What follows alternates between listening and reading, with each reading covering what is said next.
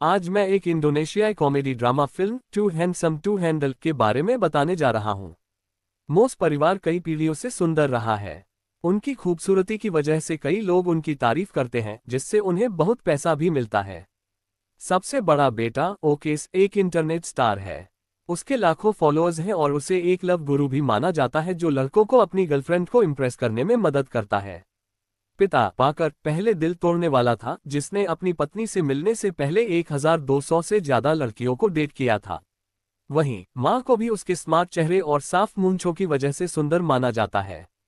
आखिर में हीरो कुलिन सबसे छोटा बेटा है और सबसे आकर्षक भी।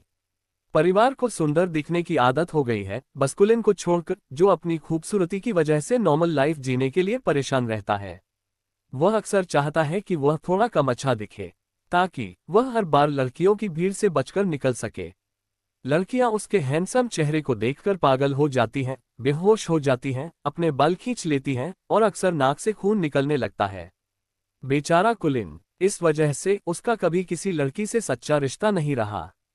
वह जितना हो सके बाहर जाने से बचता है और अब तक घर पर ही पढ़ाई करता है। कुलिन का अपनी पालतू मछली के अलावा कोई दोस्त नहीं है जिससे वह बात कर सके। वह अक्सर उसके साथ ताश खेलता है और उससे जोर जोर से बातें करता है। उसका परिवार चिंता में उसे कैमरे से देखता रहता है। वे चाहते हैं कि वह एक नॉर्मल किशोर जिंदगी जिए और उसकी मदद करने की पूरी कोशिश करते हैं। ओकेस अक्सर उसे लड़कियों की फोटो दिखाता है, उसे किसी से मिलाने की कोशिश करता है। लेकिन कुलिन का कहना है कि उसकी पसंद की लड़कियां वही हैं जो उसे पसंद नहीं करती। वह अपने स्वभाव और शौक के लिए जाना चाहता है, न कि सिर्फ अपने चेहरे के लिए। मजाक में लगता है कि कुलिन अपनी मछली के साथ ही डेट पर जाना चाहता है। जब कुलिन को बाहर भेजने के लिए कोई भी तरीका काम नहीं करता, तो परिवार एक कदम और आगे बढ़ता है। वे पैसों की तंगी का नाटक करते हैं और उसे स्कूल जाने के लिए जिम्मेदार ठहराते हैं। एक रात जब कुलिन पानी पीने के लिए उठता है, तो उसके माँ बाप पैसों की चिंता का नाटक करते हैं। वे ड्रामे के अंदाज में कहते हैं कि जब तक वे कुलिन की होम स्कूलिंग के लिए काफी पैसे नहीं जुटा लेते, तब तक वे नाश्ते में सिर्फ तले हुए अंडे ही खाएंगे। उसे अपने माँ बाप को इतना परेशान करने पर बहुत बुरा लगता है। अगली सुबह वह कहता है कि वह अगले सेमेस्टर से स्कूल जाएगा। परिवार बहुत खुश हो जाता है, लेकिन फिर वह बताता है कि वह सिर्फ लड़कों के स्कूल में ही जाएगा। हालांकि वे चाहते थे कि वह लड़कियों से बात कर सके, फिर भी वे एक एक कदम बढ़ाने को तैयार हैं। कुछ दिन बाद कुलिन का असली स्कूल में पहला दिन आता है। ओकेस उसे अपनी साइकिल पर छोड़ देता है, लेकिन कुलिन अपना हेलमेट नहीं उतारता। वह अपनी खूबसूरती छिपाने के लिए इसे पूरे दिन पहने रहने का सोचता है। लेकिन उसकी ये प्लान फेल हो जाती है जब हेलमेट उसकी सोच से ज्यादा ध्यान खींच लेता है। कुलिन चुपचाप आखिरी सीट पर बैठ जाता है, लेकिन क्लास का गुंडा सेडी उसे डांट देता है। और सबसे मजेदार बात, जब मैडम क्लास में आती है तो वह भी एक लड़के को हेलमेट पहने देखकर दंग रह जाती है। वह उसे तुरंत हेलमेट उतारने को कहती है। कुलिन नहीं चाहता, लेकिन उसके पास मानने के अलावा कोई चारा नहीं होता। वह धीरे धीरे ड्रामे के अंदाज में हेलमेट उतारता है, जिससे उसका चेहरा सबको दिखता है। उसकी ये प्लान पूरी तरह से फेल हो जाती है। अगले सीन में मैडम को एम्बुलेंस में ले जाया जा रहा है। पता चलता है कि कुलिन की खूबसूरती देखकर उनकी नाक से खून निकलने लगा और उन्हें तेज तेज सांसें आने लगीं। बाकी बच्चे प्रिंसिपल से शिकायत करते हैं कि नया लड़का इतना सुंदर है कि संभालना मुश्किल है। कुलिन घर जाने के लिए गलियारे से भागता है, लेकिन एक गुंडा उसे रोक लेता है। वे उसे स्कूल के स्टोर रूम में ले जाते हैं और खुद को ऐसे दिखाते हैं जैसे वे पावर रेंजर्स हों। उन्हें द टिगर टोक कहा जाता है, जो प्रिंसिपल के बेटे सीडी के लीडरशिप में 3 गुंडों का ग्रुप है। अपना नाम बताने के बाद वे बताते हैं कि उन्हें एक लड़की को प्रॉम पर ले जाने के लिए कुलिन की मदद चाहिए। ये ग्रुप पिछले 3 साल से स्कूल के लास्ट ईयर में है। वे तब तक पास होने से मना करते हैं जब तक सीडी बीबीएम स्कूल की सबसे सुंदर लड़की अमांडा के साथ प्रॉम पर नहीं जाता। लेकिन अमांडा सिर्फ सुंदर लड़कों के प्रपोजल मानती है, इसलिए ग्रुप चाहता है कि प्रॉम प्रपोजल कुलिन ही करे। उन्होंने एक सीधा सादा लड़का किबो को कुलिन की मदद और गाइड करने के लिए लगाया। किबो पहले भी उनकी शरारतों का शिकार हो चुका है और उसे गुंडों की हर बात माननी पड़ती है। इसके बाद कुलिन किबो के साथ प्रिंसिपल के ऑफिस में जाकर स्कूल में बदमाशी की ऑफिशियल शिकायत दर्ज कराता है। किबो जानता है कि इसका क्या अंजाम होगा, फिर भी वह कुलिन के साथ जाता है। प्रिंसिपल अपने बेटे के पास न होने और ग्रेजुएट न करने से परेशान है। क्योंकि कुलिन की खूबसूरती उसे अमांडा को प्रॉम पर ले जाने का मौका देती है, इसलिए प्रिंसिपल चाहता है कि वे गुंडों की हर बात माने। उस शाम कुलिन और किबो ये तय करते हैं कि अगले दिन ये काम पूरा कर देंगे और इस झंझट से निकल जाएंगे। किबो पहला इंसान है जिसने कुलिन के साथ अच्छा व्यवहार किया है, और वह उसकी सुंदरता की वजह से नहीं है। भले ही डेट प्लान के हिसाब से नहीं हुई, पर कुलिन खुश है कि उसे एक दोस्त मिला। अगली सुबह वे बीबीएम स्कूल पहुंचते हैं, जहां लड़कियों को लड़कों की मौजूदगी का एहसास होता है। स्कूल का नियम है, बदसूरत लड़के स्कूल के अंदर नहीं आ सकते। इसलिए जब वे कुलिन को हेलमेट पहने देखते हैं तो पूरा स्कूल उसे उतारने के लिए कहता है। एक बड़े सीन में कुलिन हेलमेट उतार देता है और लड़कियों के बीच हड़कंप मच जाता है। बेचारा बेचारा कुलिन। लड़कियों के बीच हड़कंप मच जाता है, बेचारा बेचारा कुलिन। कुछ ही घंटों बाद ये खबर टीवी पर आ जाती है। लड़कियों के रोने, नाक से खून आने, भूत प्रेत के असर में फंसने और इधर उधर कूदने की क्लिप सोशल मीडिया पर शेयर की जा रही हैं। कुलिन को बहुत ज्यादा हैंडसम, संभालने लायक लड़का के रूप में जाना जाने लगता है। बीबीएन स्कूल का सबसे स्मार्ट छात्र अमांडा नाम की एक मॉडल भी यह खबर सुनती है और तुरंत कुलिन पर फिदा हो जाती है। वह पहला लड़का है जो खूबसूरती और रुतबे में उससे टक्कर करता है। वह तुरंत उसे पटाने का निशाना बना लेती है। जब ये खबर फैलती है तो लड़कियों की भीड़ उस लड़के के सामने जमा हो जाती है, जहां उसका परिवार उनसे घर घूमने के लिए पैसे लेने लगता है। कुलिन, जो गलियों में छिपा रहता है, अपने परिवार को खबरों में देखता है। उसे लगता है कि उसके अपने ही लोगों ने उसे धोखा दिया है और उसका इस्तेमाल किया है।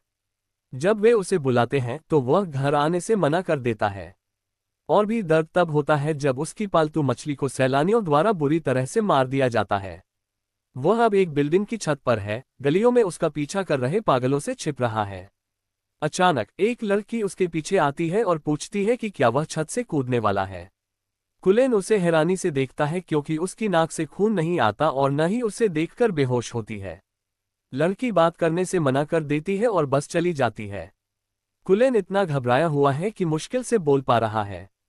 इस मुलाकात ने उसका दिन काफी अच्छा बना दिया। थोड़ी देर बाद वह कीबो को फोन करता है, जो उसे लेने आता है और अपने घर बुलाता है। वह और उसकी दादी कुलिन को जब तक चाहे रहने के लिए बुलाते हैं।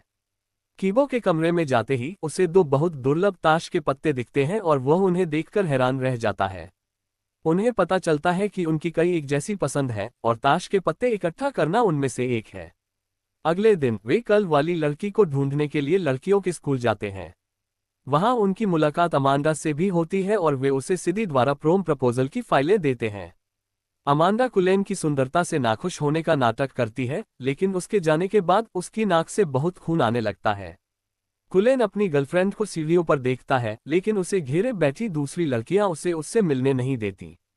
अगले कुछ दिनों तक किबो और कुलिन हर काम साथ साथ करते हैं और अच्छे दोस्त बन जाते हैं। एक दोपहर किबो कुलिन को फुटसल खेलने ले जाता है, जहां वह अक्सर अपनी गर्लफ्रेंड रीरी से मिलने जाता है। मैच के बाद कुलिन की नज़र छत से एक लड़की पर पड़ती है जो पास की एक दुकान में काम कर रही है। वह उसे देखे बिना नहीं रह पाता। तभी किबो आता है और रीरी से उसका परिचय कराता है। कुलिन को पता चलता है कि वह भी किबो की पसंद है, जिसके बारे में वह पहले बता रहा था। दोनों काफी पास लगते हैं, जिससे कुलिन को जलन होती है।